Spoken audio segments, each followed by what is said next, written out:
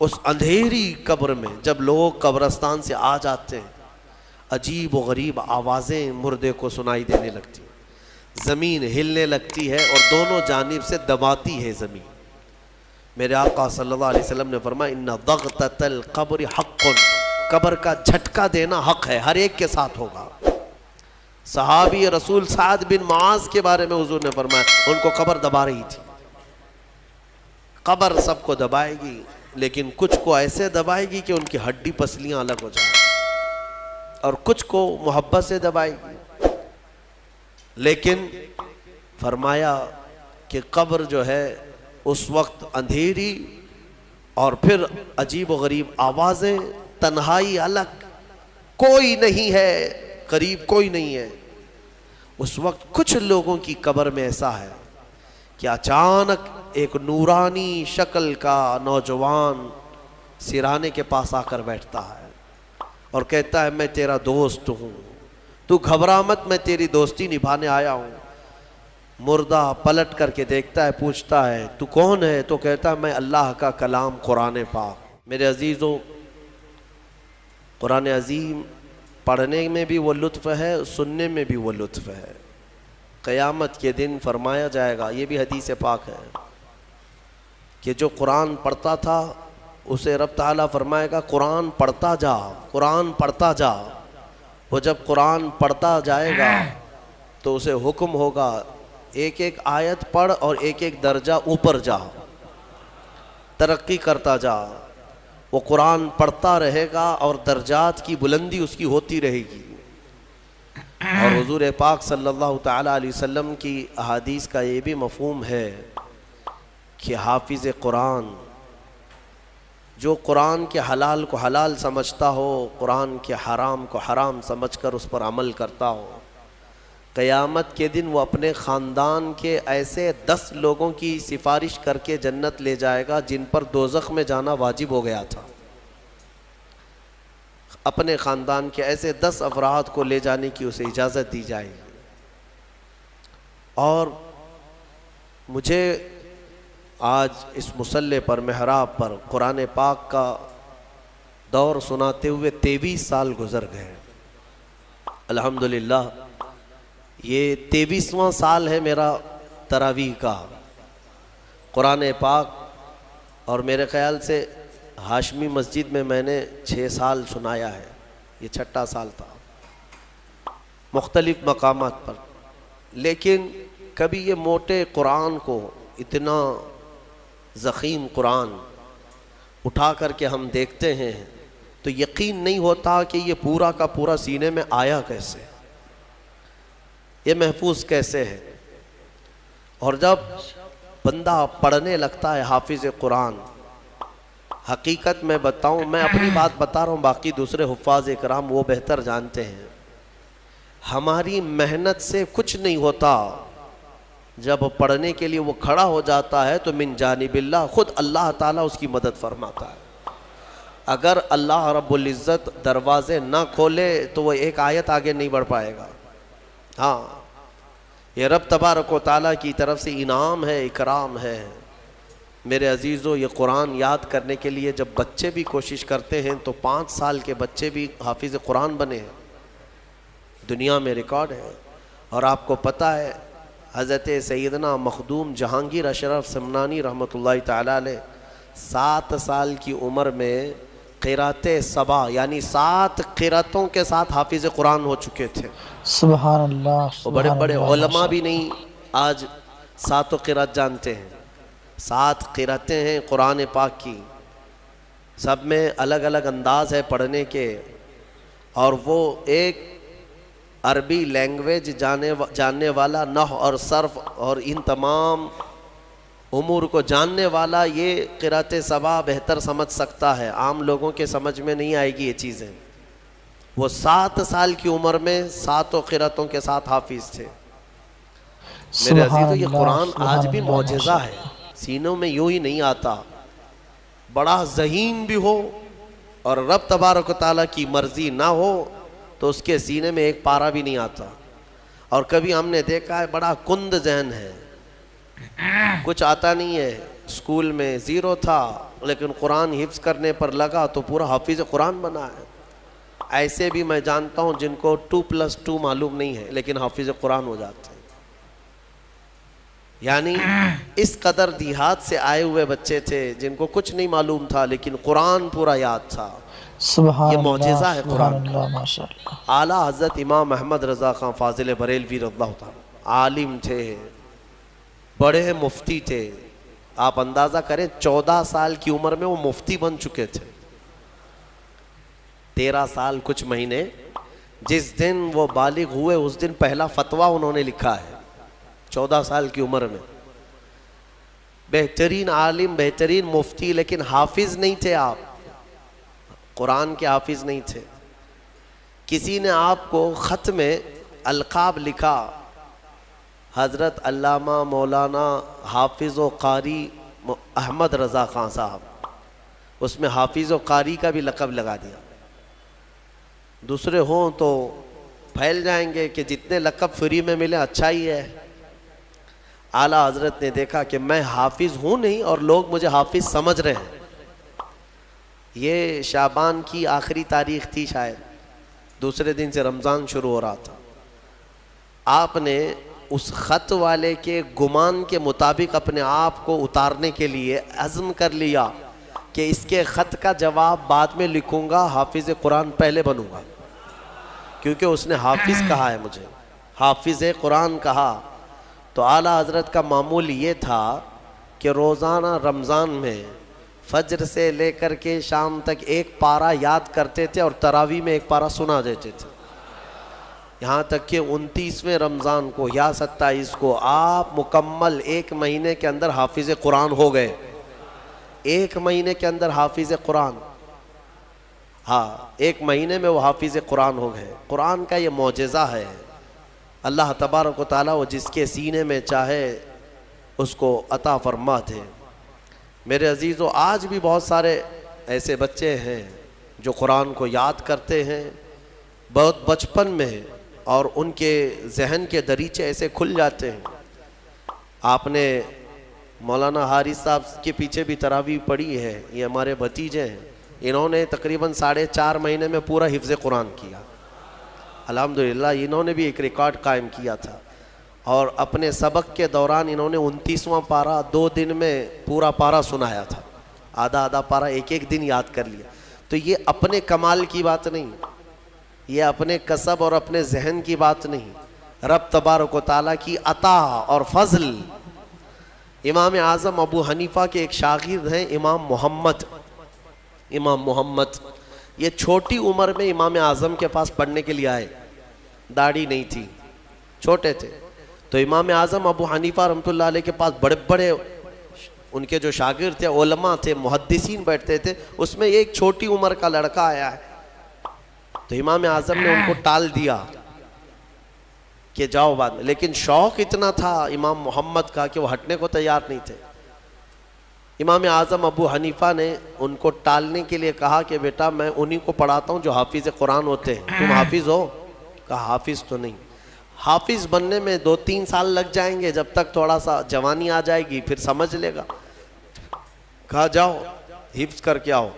وہ گئے، 8 دن کے بعد پھر آئے امام اعظم کے پاس، کہا کہ حضور مجھے شاگردی میں لے لیجئے۔ کہا میں تم کو پچھلے ہفتے بھیجا تھا حافظ بن کر کے آنا، انہوں نے کہا میں پورا حافظ بن کر کے آیا ہوں 8 دن کے اندر۔ میرے عزیزو، یہ اللہ تبارک و تعالیٰ کی طرف سے انعام ہے، اور میرے آقا صلی اللہ تعالیٰ علیہ وسلم کا زندہ معجزہ ہے۔ اللہ تبارک و تعالیٰ اس قرآن پاک کی خوب برکتیں ہمیں عطا فرما ہے۔ قرآن کو نہ چھوڑو اے میرے عزیزو، قرآن کو چھوڑ کر کے آج اس قدر گمراہی آئی ہے۔ وہ زمانے میں معزز تھے مسلمان ہو کر، آج ہم خار ہیں تاریک قرآن ہو کر، قرآن کو چھوڑ کر ذلیل ہیں ہم۔ قرآن کو چھوڑنے کی وجہ سے یہ ساری آفات ہیں۔ اور پچھلی قوموں کے بارے میں قرآن میں اللہ تعالیٰ نے فرمایا، اللہ تعالیٰ ان سے فرمایا خذوا ما آتیناکم بقوہ، ہم نے جو تمہیں دیا ہے وہ مضبوطی سے پکڑو۔ یعنی یہودیوں کو تورات دی گئی تھی، بنی اسرائیل کو زبور دی گئی تھی، اور ہر ایک امت کو یہ کہا گیا ہے کہ مضبوطی سے یہ کتاب تھامے رہو.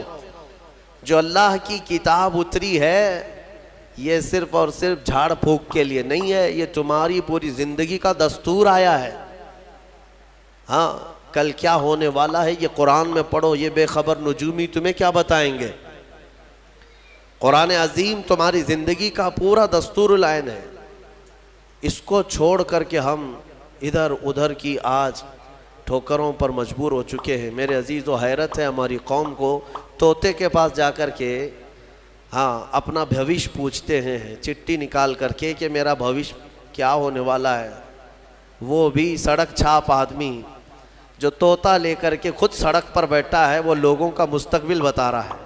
ہائے یہ اس کی بیوقوفی نہیں ہے، اس کے پاس جانے والے کتنے بڑے بیوقوف ہیں. مستقبل تمہارا بتا رہا ہے اور خود جو ہے سڑک چھاپ بنا ہوا ہے. ہاں ساری دنیا کے مستقبل بھوشمانی کر رہا ہے، لکیریں پڑھ رہا ہے اور خود کی لکیر شاید پوری مٹی ہوئی ہے. عقل ہے یا نہیں ہے جو لوگ اس طرح کی جگہ پر جاتے ہیں؟ میرے آقا صلی اللہ علیہ وسلم نے فرمایا من اتا بکاہن فقد کفر بما انزل علی محمد. جو کسی کاہن جوتش کے پاس گیا، میرے آقا فرماتے ہیں اس نے محمد کا انکار کر دیا صلی اللہ علیہ وسلم. محمد صلی اللہ علیہ وسلم پر جو کچھ اتارا گیا ہے اس کا اس نے انکار کر دیا. کیوں جاتے ہو؟ قرآن تمہارے پاس سب سے بہتر کتاب ہے. قرآن عظیم ساری چیزیں تمہارے پاس. اللہ تعالیٰ نے فرمایا وَلَا رَطْبٍ وَلَا يَابِسٍ إِلَّا فِي كِتَابٍ مُبِينٍ. کوئی خشکی اور کوئی تری کی بات ایسی نہیں ہے جو ہم نے قرآن میں بیان نہ کیا ہو، سب ہے قرآن میں. اور جو جس طرح سے اس سے فائدہ اٹھائے گا وہ اس کے ظرف کی بات ہے. میرے عزیزو کم سے کم آج اتنا تو کرو کہ تلاوت تو کثرت سے شروع کر دو. حدیث میں ملتا ہے کہ اگر لوگ آتے ہیں ہمارے پاس وظیفے، اس کا وظیفہ، بچے پیدا نہیں ہو رہے ہیں اس کا وظیفہ چاہیے، روزی میں برکت اس کا وظیفہ چاہیے، ہاں بہت سارے ٹینشن ہیں، وسوسے آتے ہیں اس کا وظیفہ چاہیے، بیماری نہ آئے اس کا وظیفہ چاہیے. وظیفے انہی سب کے چکروں میں پڑے ہوئے. حالانکہ حدیث میں ہے کہ قرآن کی تلاوت تمہیں سارے ذکر سے بے نیاز کر دے گی. اگر قرآن کی تلاوت میں کوئی بندہ مصروف ہے، اس کے بارے میں فرمایا کہ اگر اس کو دعا کرنے کا وقت نہیں ملا اور وہ قرآن کی تلاوت میں مصروف ہے تو فرمایا کہ مولا تعالیٰ اس کو سارے لوگوں کی دعا کے برابر عطا فرمائے گا. وہ بندہ رحمان کا کلام پڑھ رہا ہے، دعا کرنے کا اگر اسے وقت نہ ملا تو بھی مولا اس سے راضی ہے. میرے عزیزو قرآن پڑھنے کے آداب میں بھی آج میں دیکھتا ہوں تو لوگوں کو کھجلی ہونے لگی، ادھر ادھر پینتیاں بدلنے لگے. قرآن پاک پڑھتے وقت تمہارے اندر رقت طاری ہو تو سمجھ لینا ایمان بھر گیا ہے. قرآن کی یہ صفت بتائی گئی وَإِذَا تُلِيَتْ عَلَيْهِمْ آيَاتُهُ زَادَتْهُمْ إِيمَانًا. یہ کون لوگ ہیں جو اللہ تبارک و تعالیٰ کے پرہیزگار بندے کون ہوتے ہیں؟ ان کے بارے میں اللہ فرما رہا ہے کہ جب ان کے پاس قرآن کی آیتیں تلاوت کی جاتی ہیں تو ان کا ایمان بڑھ جاتا ہے. وَجِلَتْ قُلُوبُهُمْ. ان کا دل ہلنے لگتا ہے شوق سے اللہ کی بارگاہ میں. حضرت امام اعظم ابو حنیفہ رحمۃ اللہ تعالیٰ علیہ مغرب کی نماز کے لیے حاضر ہوئے. صرف قاری قرآن نے اذا زلزلت الارض زلزالہا یہ سورہ پڑھی، اتنا رونے لگ گئے. اس میں قیامت کا ذکر ہے کہ یاد کرو کس چیز کو؟ جب زمین ہلا دی جائے گی، وَأَخْرَجَتِ الْأَرْضُ أَثْقَالَهَا، اور زمین کے اندر کی ساری بوجھل چیزیں نکال دی جائیں گی باہر، زمین سب اگل دے گی. اور سورہ قاریعہ میں اللہ نے فرمایا یوم یکون الناس کالفراش، لوگ اس دن پتنگوں کی طرح ہوں گے، اڑ رہے ہوں گے. وَتَكُونُ الْجِبَالُ كَالْعِهْنِ، اور پہاڑ روئی کے پھاہے ہوتے، روئی کے اس طرح پہاڑ جو ہے ہواؤں میں اڑ رہے ہوں گے.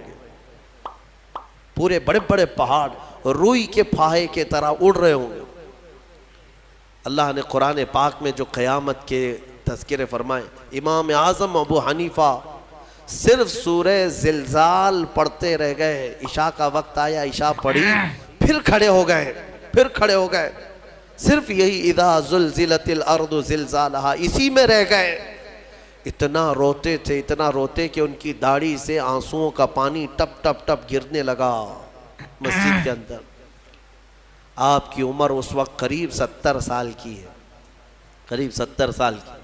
میں بتاتا ہوں, جس امام اعظم نے 4000 ختم قرآن کیے ہیں, 5 لاکھ حدیثیں انہیں یاد ہیں, 1000 سے زیادہ بڑے بڑے محدث شاگرد پیدا کیے, اور لاکھوں مسائل کا حل بیان کر دیا امت پر, اتنا بڑا احسان ہے. وہ امام اعظم ایک سورہ پڑھ کر کے رات کے وقت کیا کہہ رہے ہیں جانتے ہیں؟ ان کے ایک شاگرد ہیں مسعر, وہ کہتے ہیں میں رات کے وقت جا کر دیکھا میرے استاد ابھی تک کھڑے, مغرب میں جو گئے تھے ابھی تک کھڑے. آدھی رات گزر گئی تو وہ دروازہ کھول کر پیچھے کھڑے ہوئے, تو امام اعظم ہاتھ پھیلا کر یوں رو رہے تھے اللہ کی بارگاہ میں کہ اے مولا, قیامت کے دن اگر ابو حنیفہ کی بخشش ہو گئی تو تعجب کی بات ہے, ورنہ مجھ جیسا آدمی بخشے جانے کے قابل نہیں. امام اعظم کہہ رہے ہیں میری بخشش ہو گئی تو تعجب کی بات ہے, جس نے 4000 ختم قرآن کیے ہوں. اور پھر یوں کہتے ہیں مولا میرے پاس بخشے جانے کے لائق کچھ ہے نہیں سوائے سفید داڑھی کے, اور تو نے فرمایا ہے کہ سفید داڑھی والے کو عذاب دینے میں مجھے حیا آتی ہے, مولا میری سفید داڑھی کو دیکھ کر مجھے معاف کر دینا. یہ قرآن میں محو ہونے والوں کا انداز ہے, اور ہمارے ہاں برسوں ہو جاتے ہیں ہم خوف الہی سے نہ روتے ہیں نہ ہی ہمارے جسم ہلتے ہیں. ہمیں کس چیز کا غرور ہے, ہمیں کس چیز سے اتراؤ ہے, کیا ہے ہمارے پاس؟ دنیا کے جو سب سے اچھے لوگ تھے وہ صحابہ تھے. ایک بار وہ زور سے ہنس رہے تھے تو میرے آقا نے صرف ان کو اتنی بات پر پوچھا کیا تم سبوں نے قیامت کی تیاری کر لی؟ تو اتنی زور سے ہنستے کس بات پر ہو؟ صحابہ ہنسنا بند کر دی. اور ہمارے حال یہ ہے, نہ وضو ڈھنگ کا ہے, نہ قرات ڈھنگ کی ہے, نہ نمازیں ہو پائی ہیں, کچھ نہ ہو کر کے بھی ہمارا سینہ چوڑا کر کے ہم زمین پر گھوم رہے ہیں. اللہ کے خوف سے لرز جاؤ, اور قرآن عظیم کی تلاوت جو بندہ کرتا ہے کثرت سے, اللہ تعالیٰ کا وہ ایسا محبوب ہوتا ہے, ایسا محبوب کہ آپ دیکھنا موت کے وقت بھی اس کے چہرے پر نور طاری ہو جاتا ہے. ہاں, اس کے لبوں پر مسکراہٹ ہوگی. قرآن کثرت سے پڑھنے والے کی روح آسانی سے نکالی جاتی ہے. امام احمد بن حنبل بڑے امام ہیں, فرماتے ہیں نزا کیا وقت تھا ان کے, اور اس وقت سے کوئی باہر آتا نہیں, لیکن اللہ تبارک و تعالیٰ جسے چاہے موت کے منہ سے نکالے. ان کے ساتھ ایسا ہوا کہ قریب موت کا وقت آ گیا اور سانس جو ہے پھڑکنے لگ گئی, ہلکی ہلکی ہو گئی, لگتا کہ اب روح نکلے گی, تب روح نکلے گی. اسی اثنا میں وہ کہتے ہیں کہ شیطان قریب آ گیا, شدت کی پیاس لگی تھی. اور شیطان, کس کی بات کر رہا ہوں؟ امام احمد بن حنبل کی. شدت کی پیاس لگی تھی اور وہ پانی لے کر قریب آیا اور بار بار مجھے اپنی طرف بلاتا تھا, کیونکہ پانی کے لیے آدمی کہیں پر بھی چلا جائے. وہ کہتے ہیں کہ مجھے اندازہ تھا کہ یہ ابلیس ہے, مجھے بہکا رہا ہے, لیکن پانی کی خواہش بھی ہے.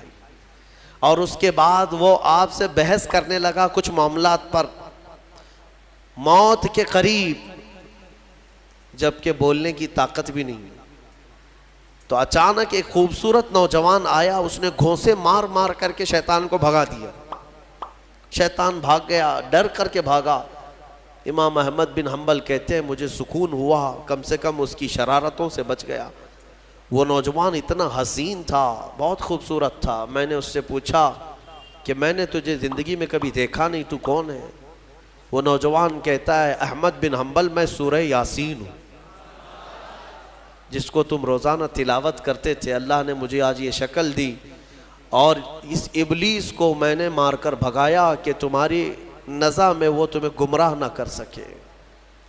بہرحال یہ کیفیت ان کی ختم ہوئی، آپ نے یہ بیان کیا، پھر بعد میں دوبارہ آپ شاید نزع کے عالم میں گئے اور انتقال ہوا. لیکن میرے عزیزو اندازہ کرو، اتنے بڑے امام جن کا حال یہ ہے کہ لاکھوں حدیثوں کے وہ حافظ ہیں، ان کے ساتھ ابلیس اخیر وقت میں ایسے شدت سے گمراہ کرنے کی کوشش کرتا ہے، تو ہمارا اور تمہارا کیا حال ہوگا؟ اگر کوئی چیز اس وقت بچائے گی تو یہ اللہ کا کلام. یہاں تک کہ جب قبر میں دفن کر کے لوگ چلے جاتے ہیں تو قبر کے حالات بہت سخت ہیں.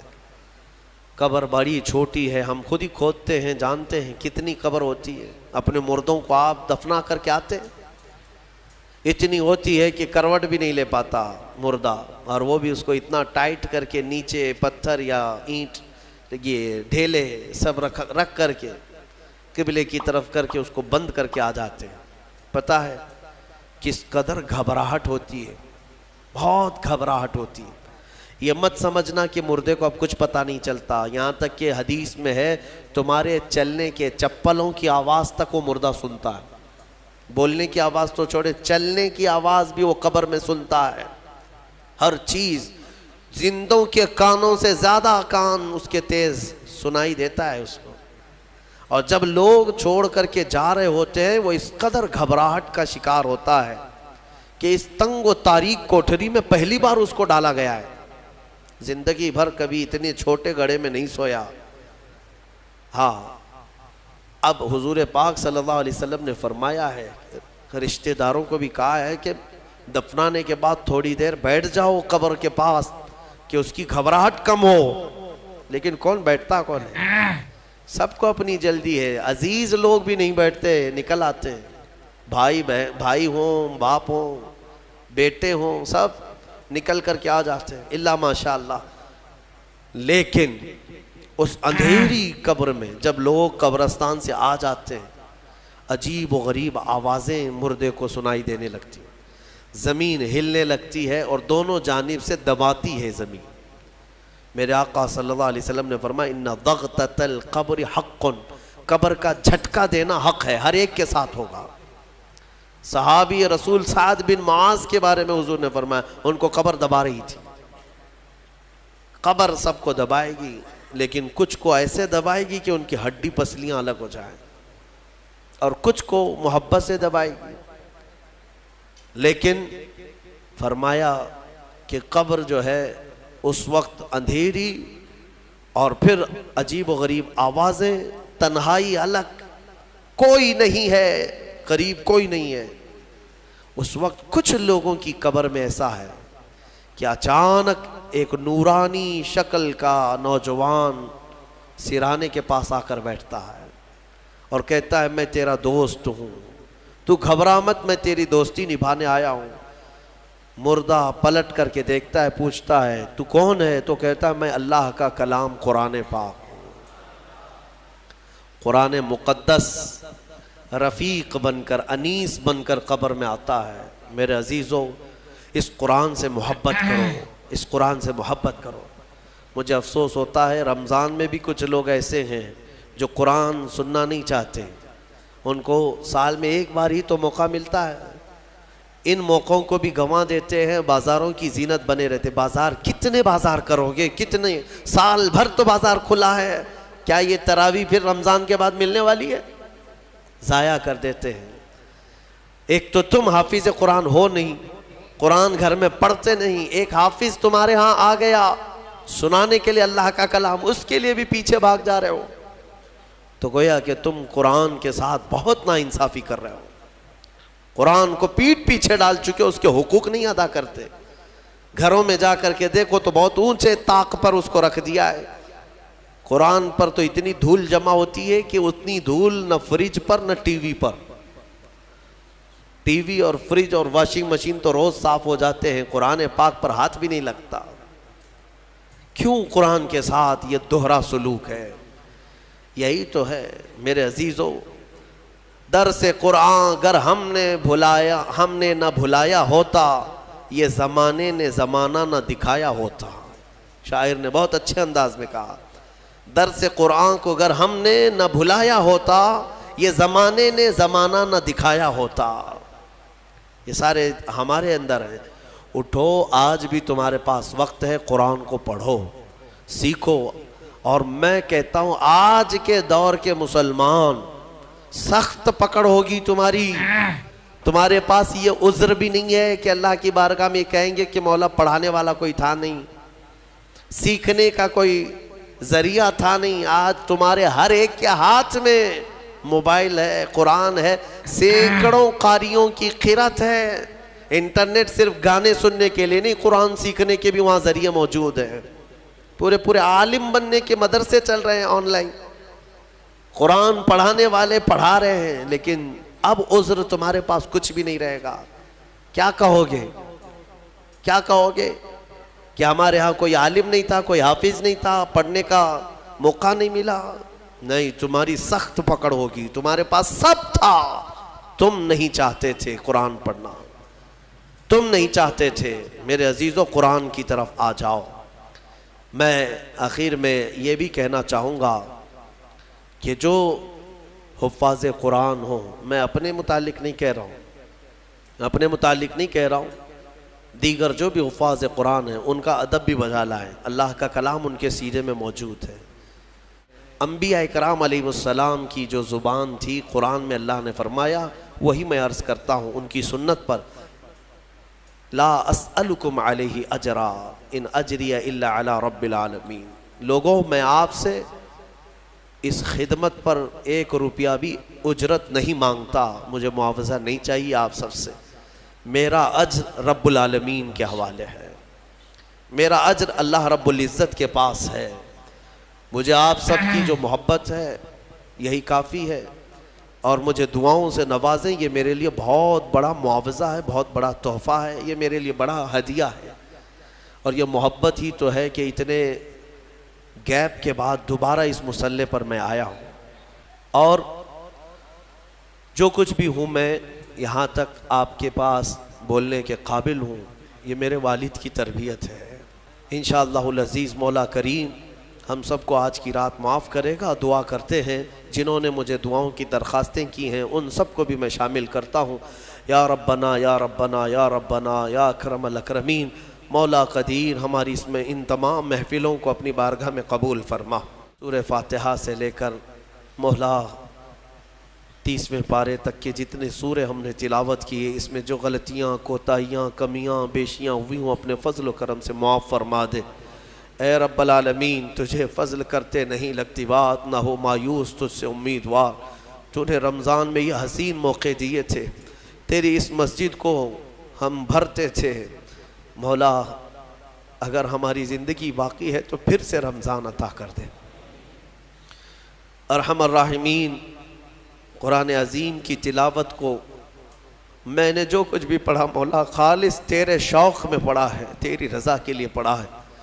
اے رب قدیر مجھے ایمان کا اضافہ عطا فرما. جتنے لوگوں نے خلوص سے سنا ہے مولا ان سب کو اجر عطا فرما. اور تفسیر قرآن جو آج تک کی محفلیں ہوتی رہیں، اس میں جو غلطیاں کوتاہیاں ہوئی مولا سب سے میں توبہ کرتا ہوں، مجھے معاف فرما دے. سننے والوں کو بھی معاف فرما دے.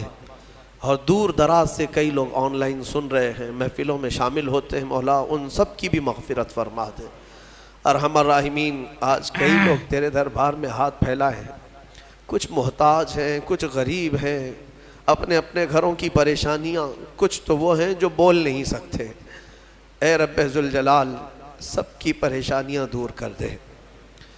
اے رب العالمین پورے ہندوستان کے مسلمان رمضان میں پریشان ہیں مولا، جائیں تو کدھر جائیں، کس سے اپنے غم کی داستان سنائیں، سمجھ میں نہیں آتا مولا. حالات اس قدر بدلتے جا رہے ہیں کہ چھوٹی ذاتوں کے اور نیچ قسم کے لوگ تیری مسجدوں پر، تیرے اولیاء کے مزاروں پر اور مسلمانوں کی گردنوں پر راج کرنے لگ گئے ہیں. اے قدیر و جبار خدا ان ظالموں کو کیفر کردار تک پہنچا دے. ارحم الراحمین جو بے قصور ہمارے بچے گرفتار ہوئے ہیں ان کو آزاد کر دے. الہ العالمین تو جہنم سے آزاد کرتا ہے، امت مصطفیٰ کو جیلوں سے آزاد کر دے. تیرے لیے بڑی بات نہیں ہے مولا.